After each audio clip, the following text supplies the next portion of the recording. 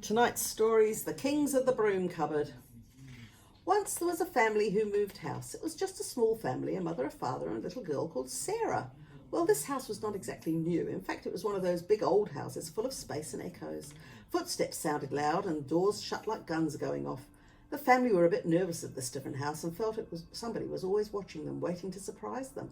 Some of the furniture was inside and some of it was still on its way in the van, but the inside furniture looked nervous as well, probably afraid that it would be left behind with no one to dust it or sweep underneath it. Her mother was making lunch when Sarah came and said, "Mummy, you know that big cupboard in the hall?" "Yes," said Mother. "That's a broom cupboard." "Well, there's a king in it, Mummy. He's been shut in there for years and years." "That's a pity," said her mother. "Why doesn't he come out?" "Well, he can't. He's enchanted. Spiders have spun all over him, Mummy." "Poor king," said Mummy. "Poor king," repeated Sarah, and then she thought for a while and said, "Why don't you rescue him, Mummy?" "I promise I would if I knew how to do it," her mother said. "I'll go and ask how," said Sarah, and off she went. Her mother finished the sandwiches and cut some cake before Sarah came back. "You've just got to unlock the door and the king and his friends will come out," she told her mother. "What? Is it locked?" said her mother, surprised. "Then how do you know there's a king in there?" "I heard him whispering to be let out," Sarah said. "There's a draft under the broom cupboard door and the king has a sore throat. He's had it for years. He can only whisper and rustle. I tried to look through the keyhole, but it was too dark to see anything." "All joking aside," said her mother, who didn't believe in the king for one whispering, rustling moment, "I wonder if we've got a key for that door." And she took up the key ring from the bench and started looking at the keys. "This one's the back door, this one's the front door, this one's the study at the end of the hall."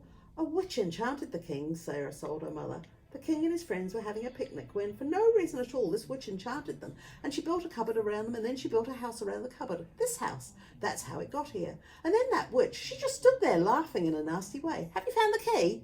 "No, there doesn't seem to be a key here," said her mother. Sarah looked worried. "There should be," she cried. "The king says today's the day he's to come out." "We'll have to wait until I find the key," said her mother. But at that very moment a blue pigeon flew into the room, and he settled on the table and dropped a tiny black key on her mother's bread and butter plate. And then he cooed, "Ho, ho," in a conceited fashion, and did a conceited dance before he flew out the window again. "I told you," Sarah said. "It's all working out. That's the key."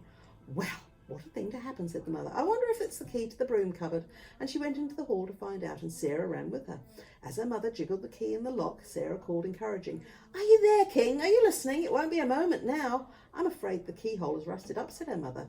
"The king will have to wait." But at that moment there came a very small clinking sound, and 4 mice came down the hallway dragging an oil can, and they dropped it at Sarah's feet and ran back to their holes. "That's useful," said the mother, although she was frowning a bit as the thought of mice in the house. She picked up the oil can and oiled first the key and then the keyhole, and the key turned easily. Out of the cupboard came a light of sunshine and the smell of flowers and tomato sandwiches and the sound of drums and trumpets.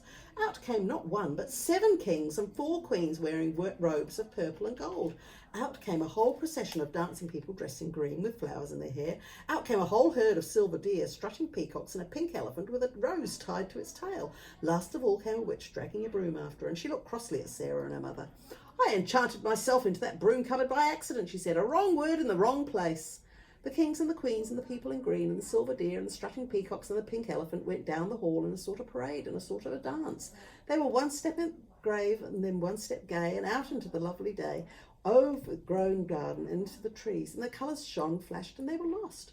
The witch threw the broom back into the cupboard. "Get in there where you belong," she said. "No more enchanting for me. I've had a change of heart." And she called for the kings. "Wait for me!" And then she went scuttling after them like a mud-coloured mouse.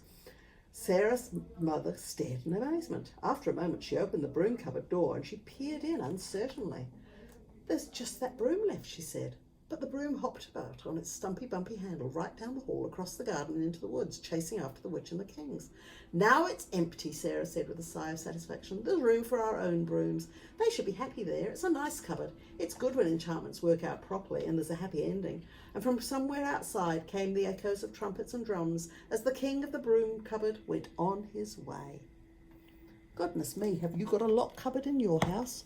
Imagine if a king and queens and all those people came out of it. Night, night.